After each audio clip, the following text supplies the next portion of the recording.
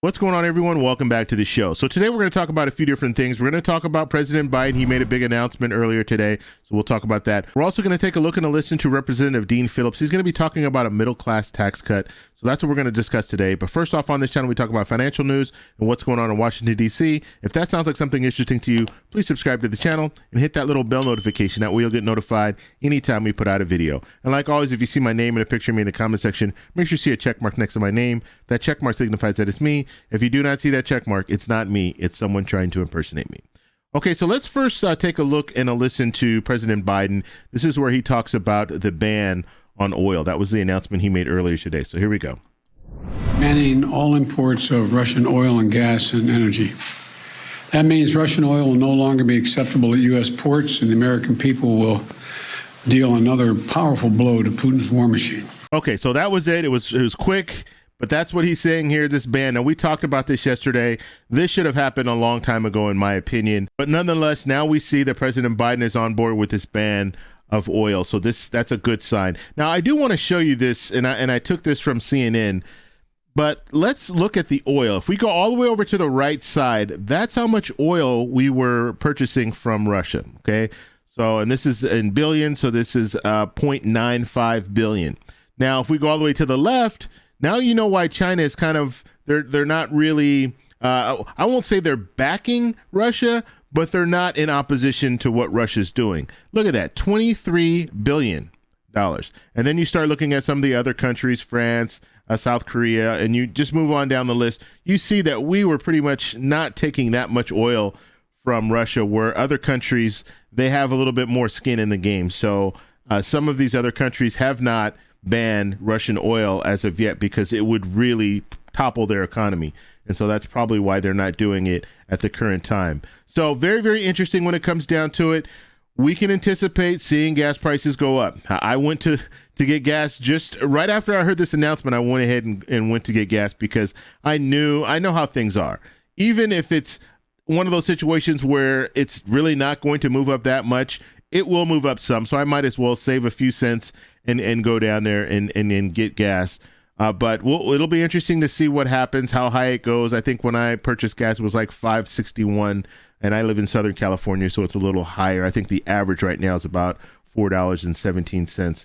So really interesting. We'll have to find out what happens in the next couple of days when it comes to oil prices. Okay, so the next story I want to talk about is Representative Dean Phillips. Now, he mentioned something. Now, he's going to be talking about a variety of different things. They're trying to get a bill together right now to move through Congress to help Ukraine with aid. And then he threw something else in there, and I want to talk a little bit about that because I think this is very, very interesting. So here, let's go ahead and take a look.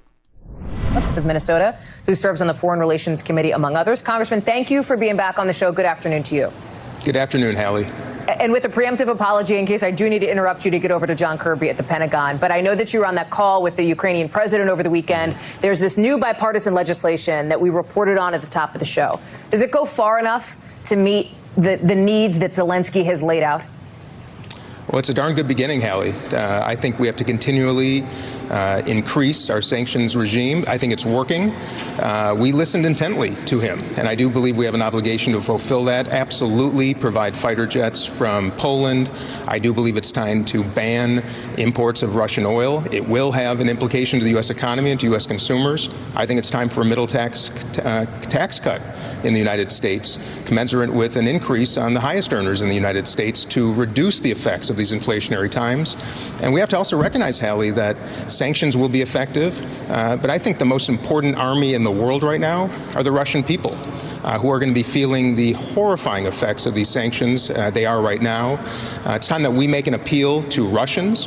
Vladimir Putin has done an extraordinary job of dividing Americans in the last number of years. I think it's time that we actually use some of his tactics against his own people, because they are the most likely army in the world to end this madness. Okay, so that was Representative Dean Phillips. Now, it's interesting. They said a lot of different things, but I want to focus on that middle class tax cut because that's what he put out there. He put that in there. Now, what that means to me is you have politicians now talking about this middle class tax cut. And so we'll have to see how far this goes, but this is a good thing. Okay. And just like I've told people this before, and I will continue to say this because it's the truth. Stimulus check, all that was a tax cut. Okay. Stimulus check was a tax cut. Now we're talking about a middle class tax cut. We're talking middle class. It's going to be working class as well. And hopefully they will address some of the issues that poor people are having in this country. And so it's good to hear a politician talk about that stuff, because that's the way forward. And so one thing that they might do when it comes to like the child tax credit, we know how they planned out the child tax credit where they were doing it on a monthly basis.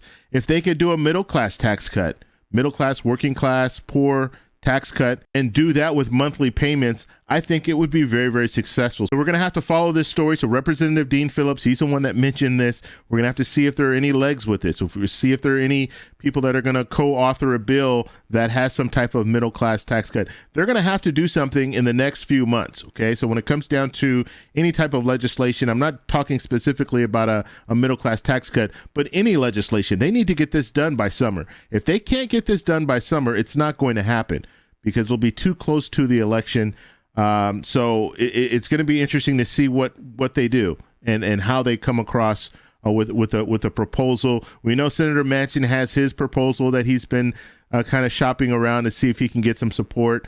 He wants to make this a bipartisan proposal. So we'll have to see exactly what is in that proposal. I mean, we know some of the things that are in there, but when it comes down to it, I don't even want to address some of the stuff that's in there right now, because the reality is this just gets them to the table. This gets Senator Manchin to the table with Democratic leadership, and so they can try to figure out what they want to do and how they want to move forward with a proposal. But really, to talk about what's in it right now, what Senator Manchin wants in it right now, it will change. Okay, so I don't want to get people's hopes up saying, yes, you know what, Senator Manchin has this great proposal and it's going to go as planned, but it just won't. It never does. Okay, so we want to wait a little bit to see what the response is from the progressives in the Democratic Party, as well as leadership in the Democratic Party. You need to see where they're going, how they want to move forward, if it will be a reconciliation bill, or if they will go with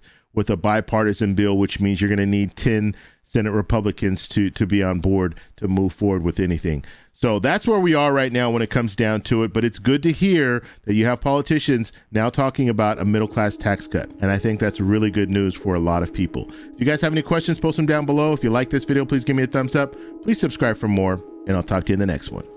Bye.